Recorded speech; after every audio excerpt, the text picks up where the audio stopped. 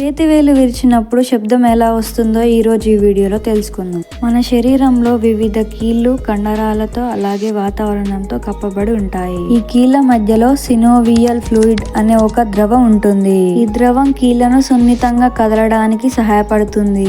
అయితే సినోవియల్ ఫ్లూయిడ్ లో కొన్ని రకాల గ్యాసులు ఉంటాయి. వాటిలో carbon dioxide, nitrogen and oxygen. ఈ ఫ్లూయిడ్ గ్యాసెస్ బబుల్స్ రూపంలో ఉంటాయి. మన చేతి వేళ్లను విరిచినప్పుడు దానిపైన ప్రెషర్ పడి గ్యాస్ బబుల్స్ పగిలి చేతి వేళ్ల మధ్యలో సౌండ్ వస్తుంది.